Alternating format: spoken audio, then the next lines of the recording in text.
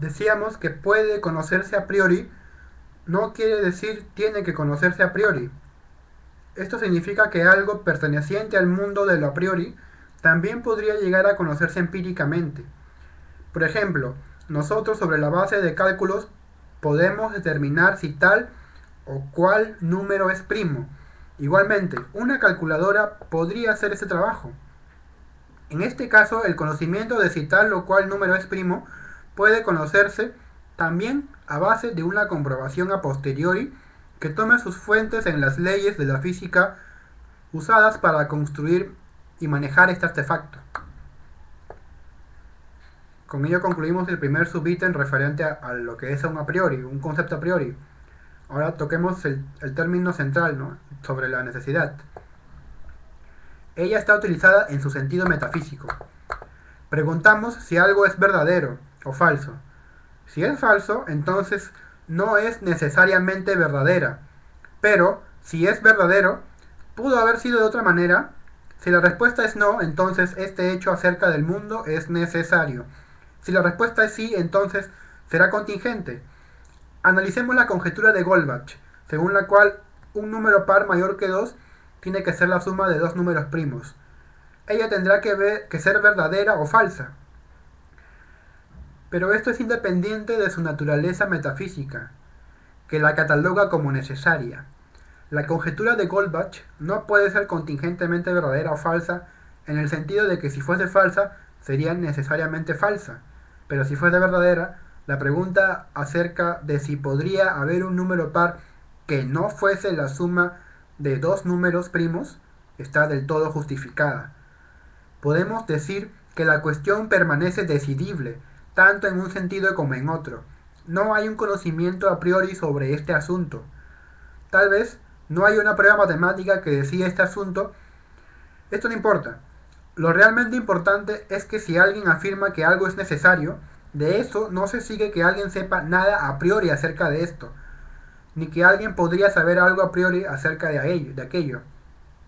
La necesidad no implica la prioridad. Por esto, los términos necesario y a priori no son sinónimos. Esta equivalencia puede haberse generado debido a que si pensamos que algo es verdadero no solo de este mundo, sino de todo mundo posible, también podríamos recorrer en nuestras mentes todos los mundos posibles de tal modo que comprobemos su necesidad para luego establecer que hemos podido conocerlo a priori. Pero esto no es factible. Se piensa también que si algo se conoce a priori, tiene que ser necesario porque se conoció sin observar el mundo. Entonces, para conocer algo sin observar el mundo, debemos conocer la misma cosa acerca de todo mundo posible. Esto sobre la base de que este mundo no es uno de los mundos posibles en los que lo conocido se está revelando como falso. En esto somos bastante optimistas. El caso es que a priori, a posteriori, necesario y contingente, estos términos no están vinculados estrictamente, ¿no?, el primero con el tercero y el segundo con el cuarto. De hecho, más adelante el clip que hablará de verdades a posteriori, ¿no?, necesarias a posteriori, o contingentes a priori, en fin. Tenemos como dos últimos términos analítico y certeza. Ejemplos, ¿no?, de verdades analíticas. Los solteros no son casados, o son no casados. Otro ejemplo que pone Kant: el oro es un metal amarillo.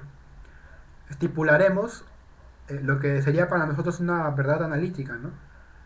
O bueno, diremos que un enunciado analítico es verdadero en virtud de su significado y verdadero en todo mundo posible en virtud de su significado.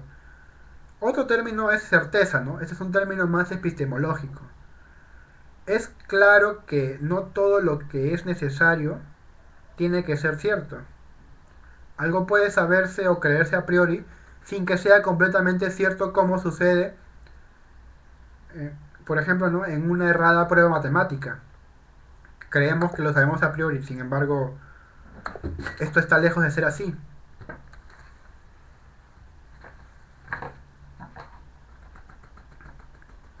Por este cuarto ítem tocaremos sobre las propiedades esenciales y accidentales. Tomemos la noción intuitiva de necesidad. ¿Cuál es la diferencia entre propiedades contingentes y necesarias? Solo los enunciados o situaciones objetivas pueden ser contingentes o necesarios. El que un objeto tenga necesaria o contingentemente una propiedad depende de la manera como se lo describa. Por ejemplo, 9 tiene la propiedad de ser impar, la misma que es necesaria en todos los mundos posibles. Sin embargo, 9 también podría ser el número de planetas. Esto último no es necesario, es decir, no es verdadero que en todos los mundos posibles el número de planetas sea impar. Tanto el objeto como el modo de descripción determinan el que un objeto tenga o no la misma propiedad en todos los mundos posibles. Pongamos otro ejemplo. Nixon fue el hombre que ganó las elecciones en 1968. Esta será una propiedad necesaria, siempre y cuando Nixon sea designado por aquella descripción definida. Pero puede pensarse que la distinción entre propiedades contingentes y necesarias es solo una doctrina falsa de algún mal filósofo que no considera que podemos referirnos a las mismas cosas de diferentes modos. Si yo señalo una foto de Nixon y digo que es Nixon, podría decir sin más que podría haber perdido. Pero si digo que es el ganador del proceso electoral del año 1968, entonces ya no me podría expresar coherentemente si digo que podría haber perdido.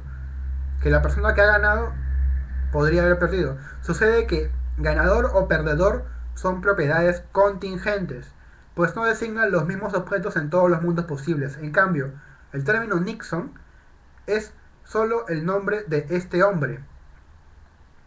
La necesidad está compuesta de un fuerte componente intuitivo. Tenemos entonces el quinto subítem del marco teórico de la necesidad. Tenemos el criterio de identidad a través de los mundos posibles. El motivo por el cual se piensa que la noción de propiedad accidental no es intuitiva es porque se supone que la cuestión de las llamadas propiedades esenciales es equivalente a la cuestión de la identidad a través de los mundos. ¿Cómo reconocemos los objetos que son Nixon en otros mundos posibles si es que existen? En este caso se usa un criterio de identidad. Si bajo otras circunstancias Nixon pudo o no pudo haber ganado las elecciones, esto estará bien definido por nuestro criterio. En el caso de los números podemos tener cierta ventaja. El problema es cuáles son las condiciones necesarias y suficientes para la identidad a través de los mundos posibles en el caso de las personas, los objetos y las cosas. Obviamente objetos no matemáticos. Pero no hay muchas condiciones necesarias y suficientes, adecuadas para la identidad, que no constituyan una petición de principio. Esto lo tocaremos más adelante. El caso excepcional parece ser el de las matemáticas, cuyas condiciones se dan incluso dentro de un mundo posible, ¿no? De este mundo posible.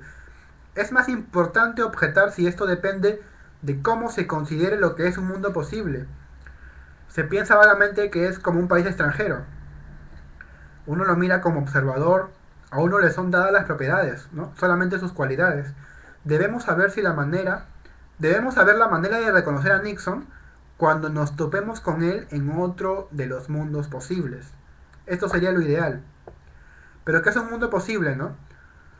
Un mundo posible no es un país lejano, con el que nos topamos o al que vemos a través de un telescopio.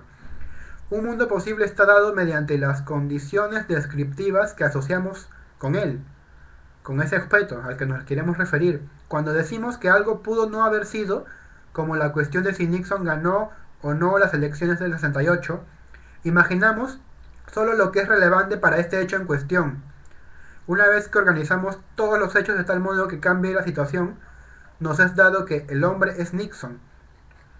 Los mundos posibles se estipulan, no se descubren mediante poderosos telescopios. Esa es una frase bastante coherente en el pensamiento de Kripke. Vamos a más adelante explicar esto con más detalle.